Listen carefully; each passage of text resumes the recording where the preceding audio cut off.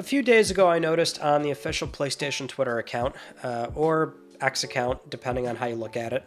It's still going to be Twitter in my head, for a long time at least, but they were actively promoting the re-release of Medieval Resurrected, the PSP game, on PlayStation Plus Premium, which you can also buy a la carte. You don't have to subscribe to Premium if you don't want to. But I found this somewhat noteworthy because this, alongside them, they were also recently doing a promo tweet for, Twisted Metal, and this also goes back to like when they made new promo imagery for the Sly Collection, and also Sly 4 going back on PlayStation Plus Premium, which was formerly PlayStation Now, where the game was on there. I'm still baffled by them seemingly taking the games down and then putting them back up with new promo images, just with PlayStation Plus on it now, and I just it's just a little bit weird to me. I still have some of the sort of tile and game pages on my PlayStation 5 from former PS Now games that were removed from the relaunch, like Killzone, for example. There's seemingly no reason why those games had to be taken down unless they were really taking, some PS3 server blades offline or something, and maybe those games were living on those particular units, or I don't know the hierarchy, but that's just me. That's trying to give them the benefit of the doubt, because I highly doubt that was the cause of it. We're probably going to see Killzone come back to PS Plus Premium unless they eventually remove all PlayStation 3 games. But we're really going off the rails here, because what I wanted to talk about was simply where they are right now when it comes to re-releasing retro classic games, and some of the hurdles that are really preventing them from probably doing what I think ideally most people would want them to do, which is start releasing a ton of classic games back on PlayStation Network. It's something we've talked about at length on LTPS ever since they relaunched this program, and we all see how initially it was incredibly disappointing for a handful of PS1 and PSP games, and then they've just been drip feeding these titles for the entire year, where usually the minimum is about 3 games, although there was 1 or 2 months where we had no new premium games, and sometimes PS Plus Premium does include remasters that are native PS4 ports of PSP, PS3 titles. It could be anything like that, but that's how they categorize it on the PlayStation Plus storefront. But at this point, they've come, I don't want to say kind of a long way, but there's been noticeable improvements thus far when it comes to the classics program that Sony's recently done, right? And there's still some very big omissions like PlayStation 2 titles, which we've also mentioned at length, that it's a matter of them just probably not having a brand new PlayStation 2 emulator. I would be borderline shocked if that's not what's actively being worked on right now. And I have good authority on that's what is happening, and just they are not ready with that new emulator just yet. And one would argue, why would you re-release this program or launch this new program and not have some of that stuff ready for prime time? But, again, that's neither here nor there.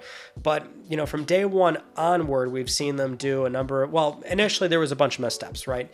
The handful of games that were available, using PAL versions, right? So the refresh rate was lower versus NTSC copies. Most games not having trophies. We see that it's possible, but most games were not having trophies, which it was still a net positive in my eyes, because that means there's no mandate prohibiting more games from coming onto the service, which really falls more on third parties, because as we've seen throughout the entire year plus of the new PS Plus relaunch, which also includes these new classic games, it's been primarily Sony IP, right? Because there's not a whole lot of third-party support that is willing to be on board and allow their games to be released through this particular program, which I think is the important distinction to make, because we're seeing a lot of classic titles come back, and it's always generally on that publisher's own terms, right? So like something like Glover came back, which if you had asked me if Glover was ever going to re-release on PS4, PS5, I would have thought, why? And that's not me like knocking that particular IP, but it's just not really a game you think is going to come back.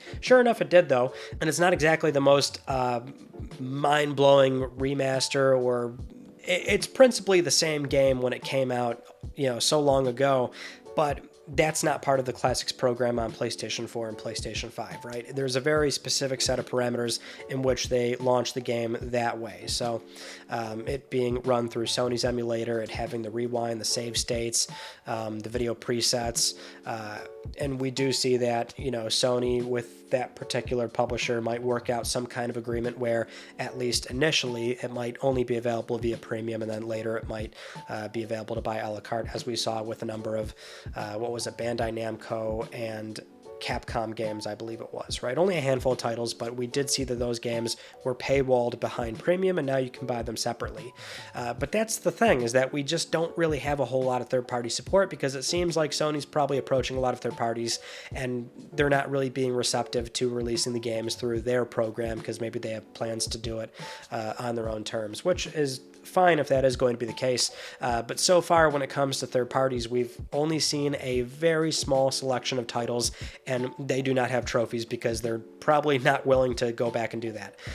So there's, again, Bandai Namco, Capcom, Disney's been willing to put things on there, Team 17 with the Worms games, LucasArts has been receptive with some Star Wars stuff, but that goes back to the PlayStation 2 program, which was from 2016-17, right? So those titles are the older PS2 titles on the older emulator.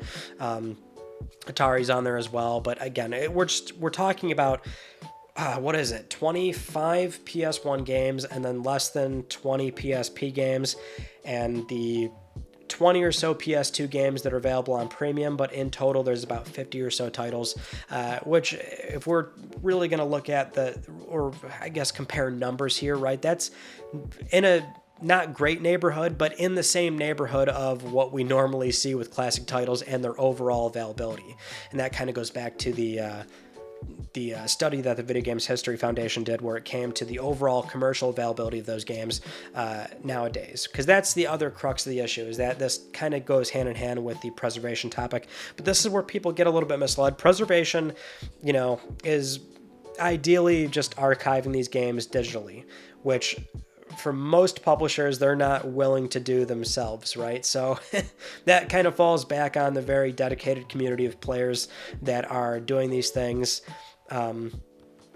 which can often go into a gray area with the legality of archiving and storing the games, right? But that's what needs to be done for true preservation, whereas this is more just about the accessibility of the titles, because that's the other thing too, right? And this is why I always advocate for these games coming back in this way, right? With PlayStation Plus Premium. I'll always be a huge advocate for preservation, and that community-driven preservation, which we need, because the Entertainment Software Association is actively working against, efforts like that, right? But I'll advocate for that and the commercial availability, because there's nothing more accessible than having it right on the console, ready to go. It's got its own section on the store. It's as easy as hitting download if, you've got a library of games at your disposal through subscription. I mean, I think there's a lot of value to having that stuff be right there, and not something where if somebody wants to play those games, they kind of have to go through a research site,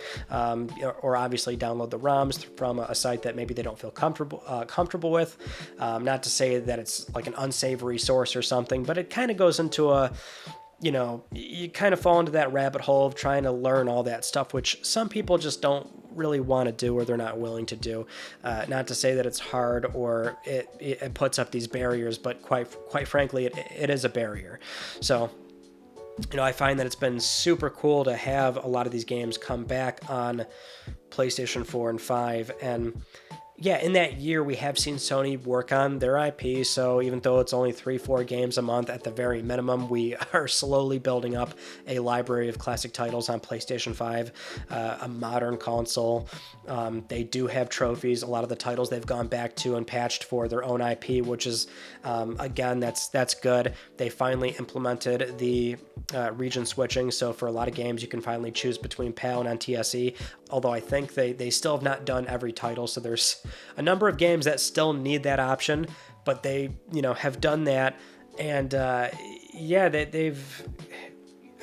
hearing the feedback, which is good. They're aware of these complaints and these issues, so I don't know how much money Sony's really, putting into this program and backing it in a big way, but we are seeing that, they're willing to promote these titles and they are bringing back a lot of these older things. And this kind of goes into PlayStation productions as well, right? We just had a rumor about Medieval possibly getting some kind of TV show or something via PS Productions. Sony has all this valuable IP, and it seems like they're willing to take pitches from any writers that want to step forward and come up with a good idea for their IP, and even something as what I would consider more obscure in the PlayStation lineup as Medieval, and it's getting an adaptation, and it's getting, I guess, some spotlight on PlayStation's Twitter account.